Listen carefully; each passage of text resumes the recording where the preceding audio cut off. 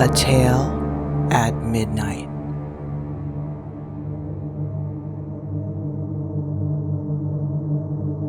Number 13 by M.R. James.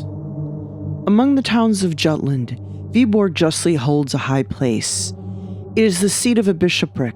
It has a handsome but almost entirely new cathedral, a charming garden, a lake of great beauty, and many storks.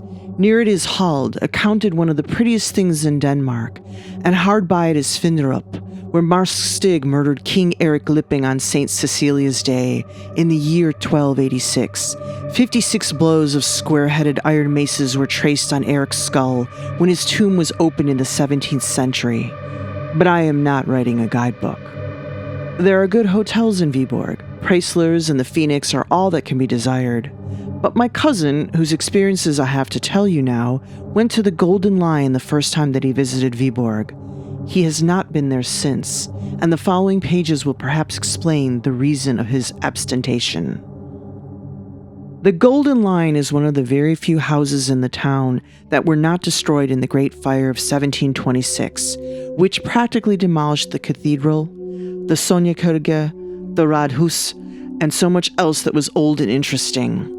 It is a great red brick house, that is, the front is of brick, with Corby steps on the gables, and a text over the door, but the courtyard into which the omnibus drives is of black and white cage work in wood and plaster. The sun was declining in the heavens when my cousin walked up to the door, and the light smote full upon the imposing facade of the house. He was delighted with the old-fashioned aspect of the place, and promised himself a thoroughly satisfactory and amusing stay in an inn so typical of old Jutland. It was not business in the ordinary sense of the word that had brought Mr. Anderson to Viborg.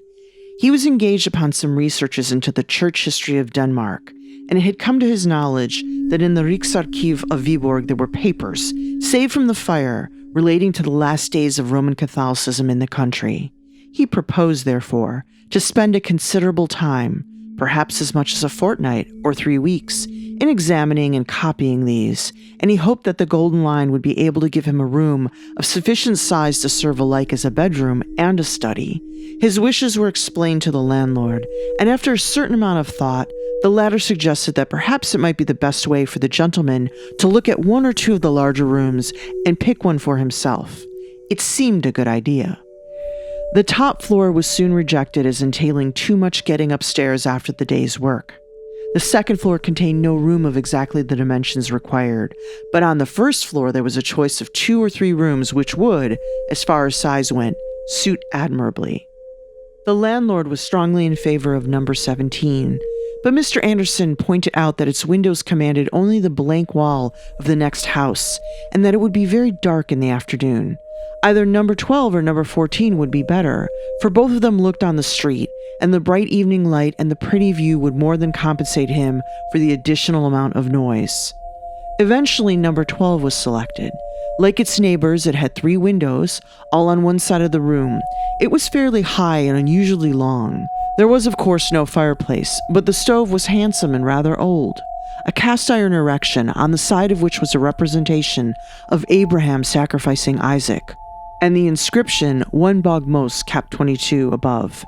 Nothing else in the room was remarkable. The only interesting picture was an old colored print of the town, dated about 1820. Supper time was approaching, but when Anderson, refreshed by the ordinary ablutions, descended the staircase, there was still a few minutes before the bell rang. He devoted them to examining the list of his fellow lodgers. As is usual in Denmark, their names were displayed on a large blackboard, divided into columns and lines, the numbers of the rooms being painted in at the beginning of each line. The list was not exciting. There was an advocate, or sagfører, a German, and some bagmen from Copenhagen. The one and only point which suggested any food for thought was the absence of any number 13 from the tale of the rooms, and even this was a thing which Anderson had already noticed half a dozen times in his experience of Danish hotels. He could not help wondering whether the objection to that particular number, common as it is, was so widespread and strong as to make it difficult to let a room so ticketed, and he resolved to ask the landlord if he and his colleagues in the profession had actually met with many clients who refused to be accommodated in the 13th room. He had nothing to tell me. I am giving the story as I heard it from him, about what passed at supper, and the evening, which was spent in unpacking and arranging his clothes, books, and papers, was not more eventful. Towards 11 o'clock he resolved to go to bed, but with him, as with a good many other people nowadays, an almost necessary preliminary to bed, if he meant to sleep, was the reading of a few pages of print, and he now remembered that the particular book which he had been reading in the train, and which alone would satisfy him at that present moment, was in the pocket of his greatcoat, then hanging on a peg outside the dining room. To run down and secure it was the work of a moment, and as the passages were by no means dark, it was not difficult for him to find his way back to his own door. So at least he thought. But when he arrived there and turned the handle, the door entirely refused to open, and he caught the sound of a hasty movement towards it from within.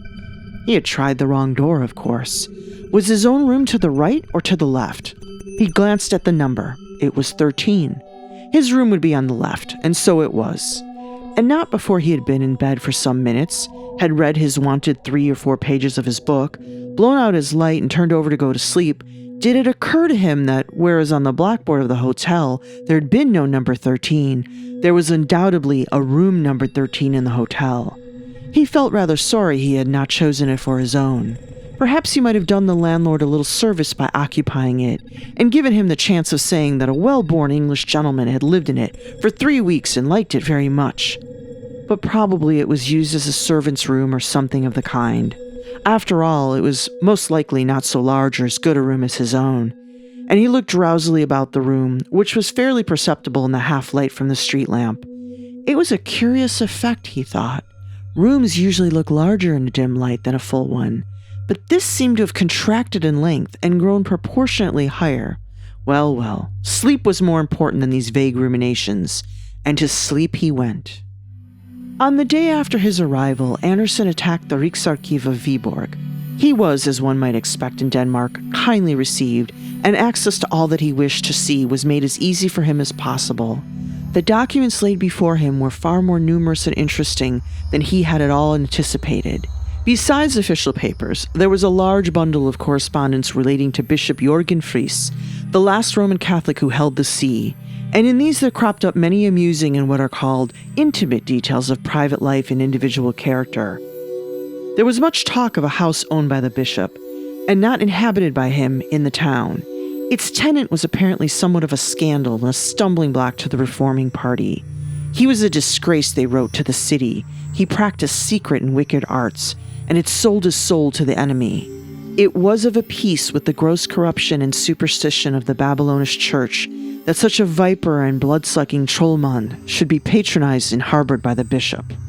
The bishop met these reproaches boldly. He protested his own abhorrence of all such things as secret arts, and required his antagonists to bring the matter before the proper court, of course, the spiritual court, and sift it to the bottom.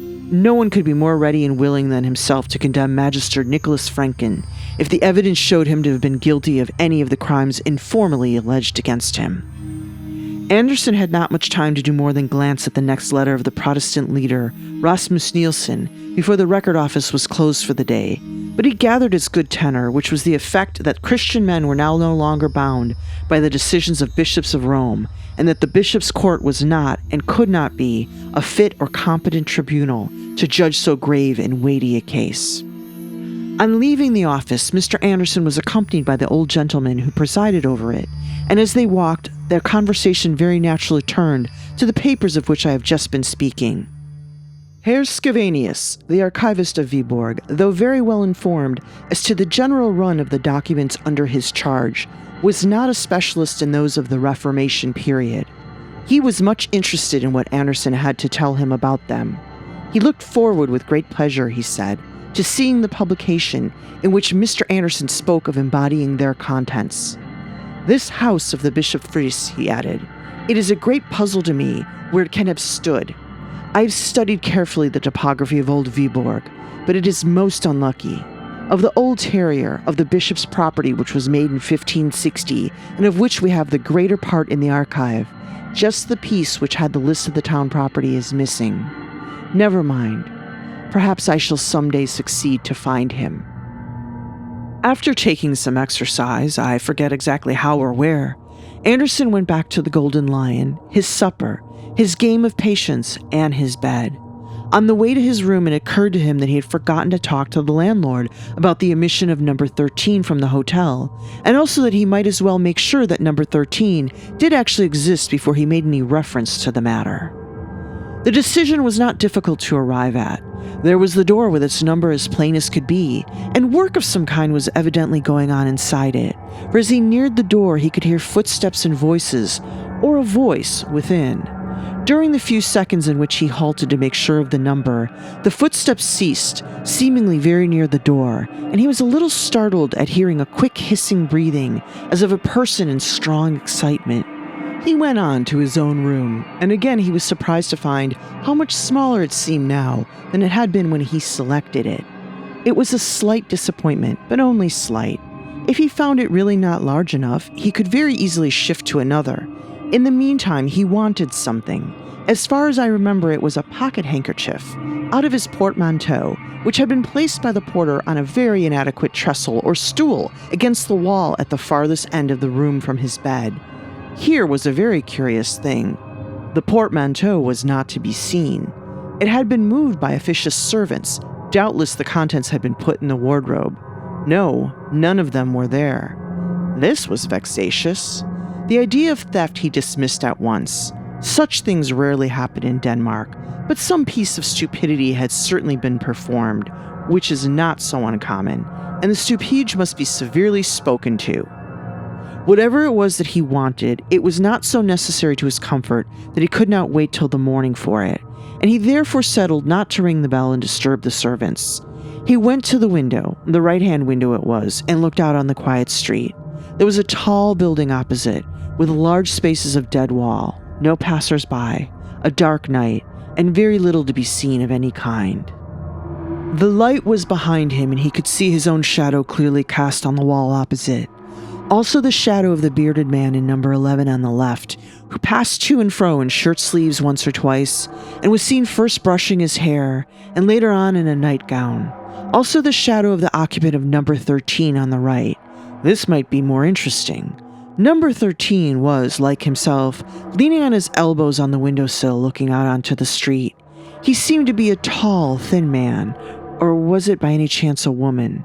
At least it was someone who covered his or her head with some kind of drapery before going to bed, and, he thought, must be possessed of a red lampshade, and the lamp must be flickering very much. There was a distinct playing up and down of a dull red light on the opposite wall. He craned out a little to see if he could make out any more of the figure, but beyond a fold of some light, perhaps white material on the windowsill, he could see nothing. Now came a distant step in the street, and its approach seemed to recall number 13 to a sense of his exposed position, for very swiftly and suddenly he swept aside from the window, and his red light went out. Anderson, who had been smoking a cigarette, laid the end of it on the windowsill and went to bed. Next morning he was woken by the stupide with the hot water, etc. He roused himself, and after thinking out the correct Danish words, said as distinctly as he could, "You must not move my portmanteau. Where is it?" As is not uncommon, the maid laughed and went away without making any distinct answer. Anderson, rather irritated, sat up in bed, intending to call her back, but he remained sitting up, staring straight in front of him. There was his portmanteau on its trestle, exactly where he had seen the porter put it when he first arrived. This was a rude shock for a man who prided himself on his accuracy of observation. How it could possibly have escaped him the night before, he did not pretend to understand. At any rate, there it was now. The daylight showed more than the portmanteau. It let the true proportions of the room with its 3 windows appear, and satisfied its tenant that his choice after all had not been a bad one. When he was almost dressed, he walked to the middle one of the 3 windows to look out at the weather. Another shock awaited him. Strangely unobservant he must have been last night. He could have sworn 10 times over that he had been smoking at the right-hand window the last thing before he went to bed, and here was his cigarette end on the sill of the middle window.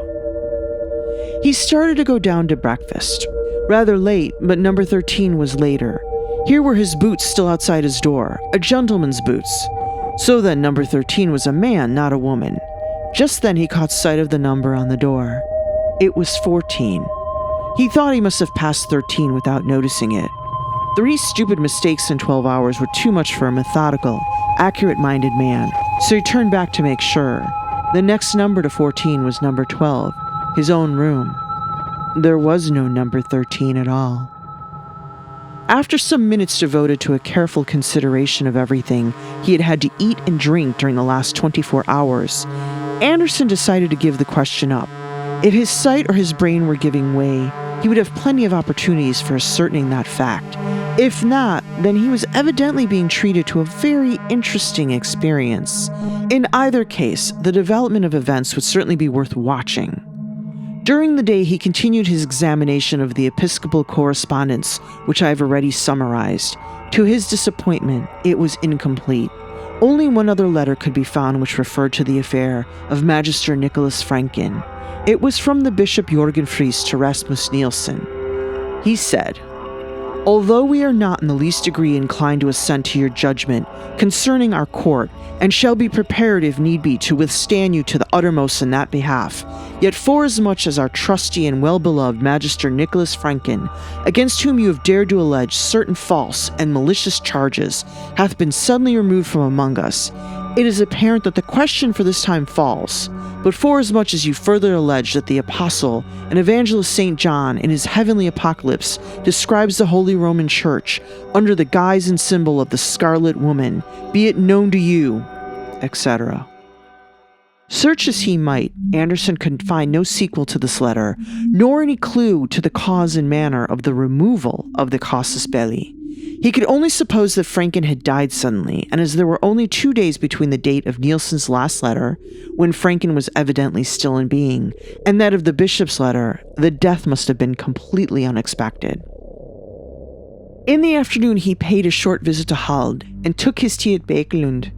Nor could he notice, though he was in a somewhat nervous frame of mind, that there was any indication of such a failure of eye or brain as his experiences of the morning had led him to fear.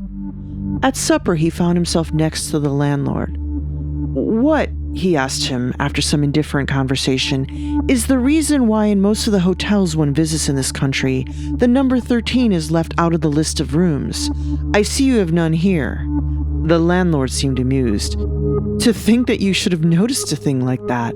I've thought about it once or twice myself, to tell the truth. An educated man, I've said, has no business with these superstitious notions. I was brought up myself here in the high school of Viborg, and our old master was always a man to set his face against anything of the kind. He's been dead now this many years, a fine upstanding man he was, and ready with his hands as well as his head. I recollect us boys one snowy day." Here he plunged into reminiscence. "Then you don't think there's any particular objection to having a number 13, said Anderson. "Ah, to be sure. Well, you understand, I was brought up to the business by my poor old father. He kept a hotel in our house first, and then when we were born he moved to Viborg here, which was his native place, and had the Phoenix here until he died. That was in 1876. Then I started business in Silkeborg, and only the year before last I moved into this house." Then followed more details as to the state of the house and business when first taken over. "And when you came here, was there a number 13? No, I was going to tell you about that.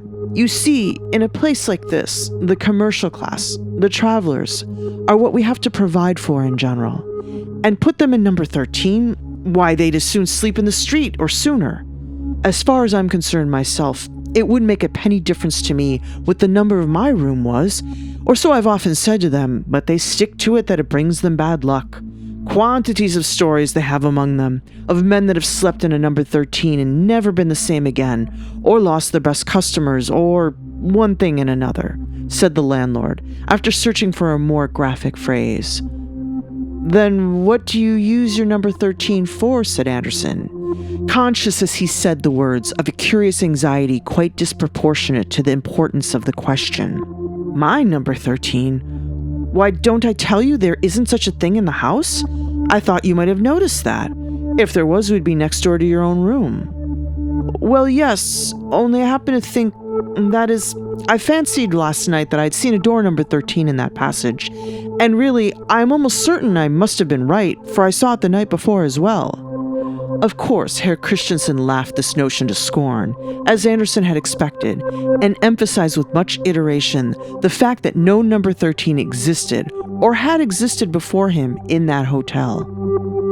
Anderson was in some ways relieved by his certainty, but still puzzled, and he began to think that the best way to make sure whether he had indeed been subject to an illusion or not was to invite the landlord to his room to smoke a cigar later in the evening. Some photographs of English towns which he had with him formed a sufficiently good excuse.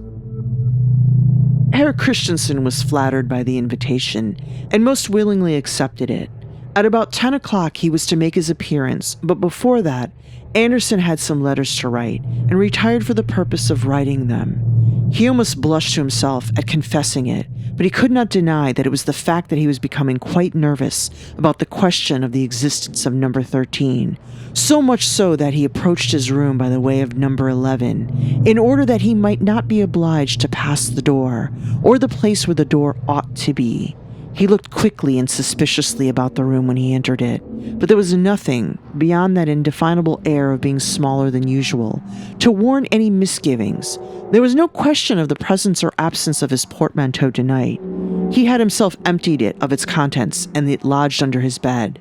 With a certain effort he dismissed the thought of number 13 from his mind, and sat down to his writing. His neighbors were quiet enough. Occasionally a door opened in the passage and a pair of boots was thrown out, or a bagman walked past humming to himself, and outside from time to time, a cart thundered over the atrocious cobblestones, or a quick step hurried along the flags. Anderson finished his letters, ordered in whiskey and soda, and then went to the window and studied the dead wall opposite, and the shadows upon it. As far as he could remember, number 14 had been occupied by the lawyer, a staid man who said little at meals, being generally engaged in studying a small bundle of papers beside his plate. Apparently, however, he was in the habit of giving vent to his animal spirits when alone. Why else should he be dancing? The shadow from the next room evidently showed that he was. Again and again his thin form crossed the window, his arms waved, and a gaunt leg was kicked up with surprising agility. He seemed to be barefooted, and the floor must be well laid, for no sound betrayed his movements. Cypher Herr Anders Jensen dancing at 10 o'clock at night in a hotel bedroom seemed a fitting subject for a historical painting in the grand style, and Anderson's thoughts, like those of Emily in The Mysteries of Udolpho, began to arrange themselves in the following lines. When I return to my hotel at 10 o'clock p.m., the waiters think I am unwell. I do not care for them. But when I've locked my chamber door and put my boots outside, I dance all night upon the floor. And even if my neighbors swore, I'd go on dancing all the more, for I'm acquainted with the law, and in despite of all their jaw, their protests I deride.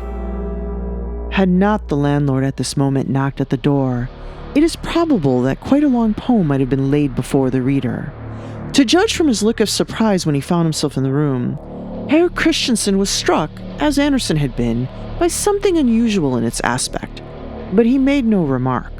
Anderson's photographs interested him mightily and formed the text of many autobiographical discourses. Nor is it quite clear how the conversation could have been diverted into the desired channel of number 13 had not the lawyer at this moment begun to sing, and to sing in a manner which could leave no doubt in anyone's mind that he was either exceedingly drunk or raving mad. It was a high, thin voice that they heard, and it seemed dry, as if from long disuse. Of words or tune there was no question. It went sailing up to a surprising height and was carried down with a despairing moan, as of a winter's wind in a hollow chimney, or an organ whose wind fails suddenly. It was a really horrible sound, and Anderson felt that if he had been alone, he must have fled for refuge and society to some neighbor bagman's room. The landlord sat open-mouthed. I don't understand it, he said at last, wiping his forehead. It is dreadful. I have heard it once before, but I made sure it was a cat. Is he mad? Said Anderson. He must be, and what a sad thing. Such a good customer, too, and so successful in his business, by what I hear, and a young family to bring up. Just then came an impatient knock at the door, and the knocker entered without waiting to be asked. It was the lawyer, in dishabille and very rough-haired, and very angry he looked. "I beg pardon, sir," he said, "but I should be much obliged if you would kindly desist." Here he stopped, for it was evident that neither of the persons before him was responsible for the disturbance, and after a moment's lull, it swelled forth again more wildly than before. "But what in the name of heaven does it mean?" broke out the lawyer. "Where is it? Who is it? Am I going out of my mind? Surely, Herr Jensen, it comes from your room next door. Isn't there a cat or something stuck in the chimney?" This was the best that occurred to Anderson to say, and he realized its futility as he spoke. But anything was better than to stand and listen to that horrible voice and look at the broad white face of the landlord, all perspiring and quivering as he clutched the arms of his chair. "Impossible," said the lawyer. "Impossible. There is no chimney. I came here because I was convinced the noise was going on here. It was certainly in the next room to mine." "Was there no door between yours and mine?" said Anderson eagerly. "No, sir," said Herr Jensen rather sharply. "At least, not this morning." "Ah," said Anderson. "Nor tonight?" "I am not sure," said the lawyer with some hesitation.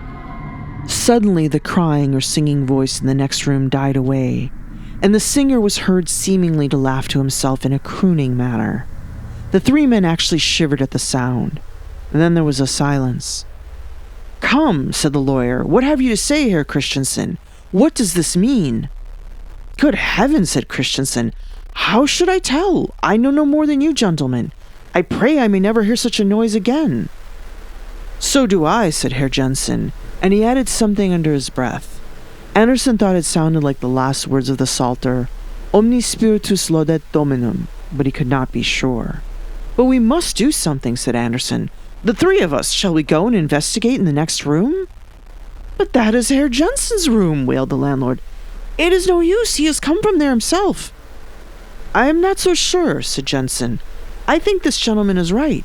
We must go and see." The only weapons of defense that could be mustered on the spot were a stick and an umbrella. The expedition went out into the passage, not without quakings. There was a deadly quiet outside, but a light shone from under the next door. Anderson and Jensen approached it. The latter turned the handle and gave a sudden vigorous push. No use. The door stood fast.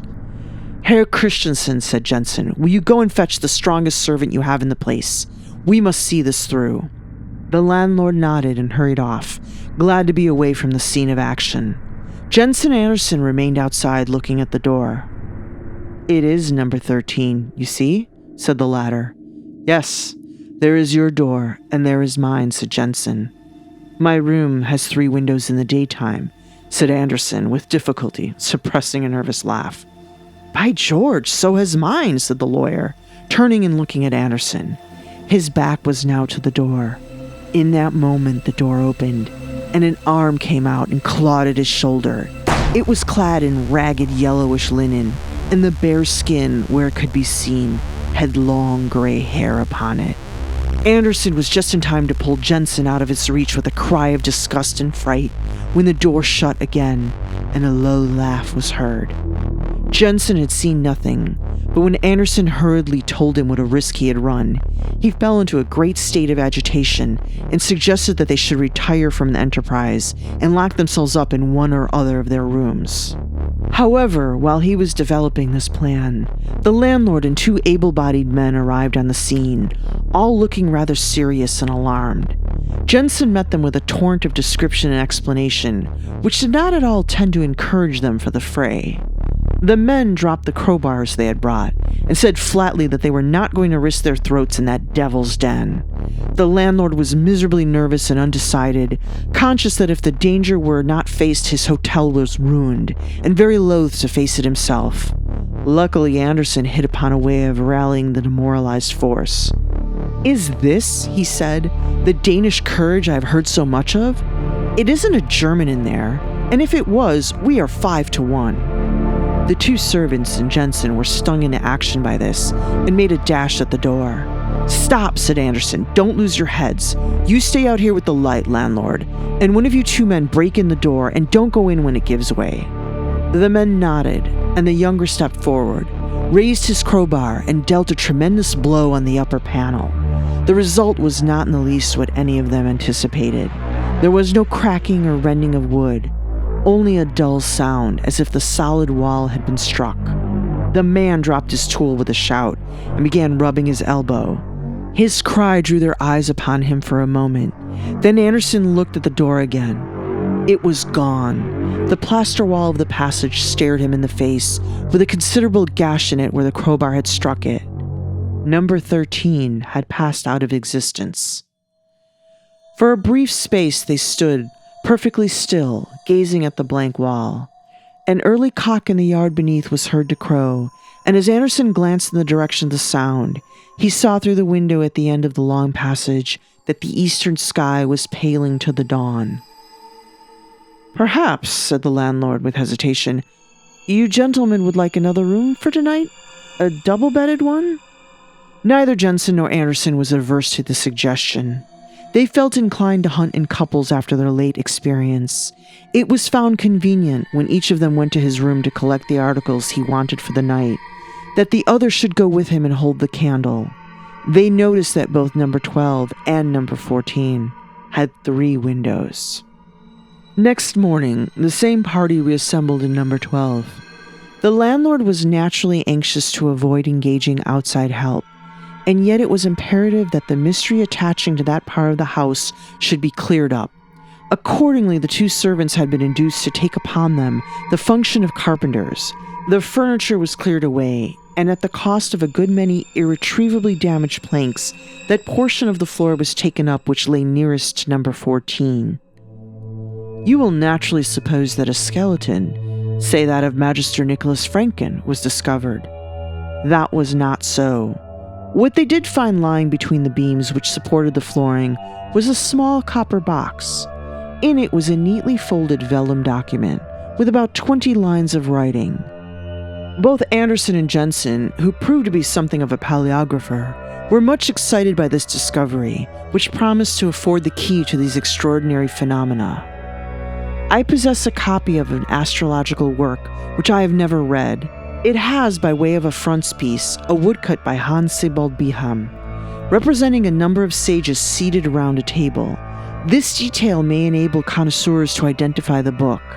I cannot myself recollect its title, and it is not at this moment within reach, but the fly-leaves of it are covered with writing, and during the 10 years in which I have owned the volume, I have not been able to determine which way up this writing ought to be read, much less in what language it is. Not dissimilar was the position of Anderson and Jensen after the protracted examination to which they submitted the document in the copper box.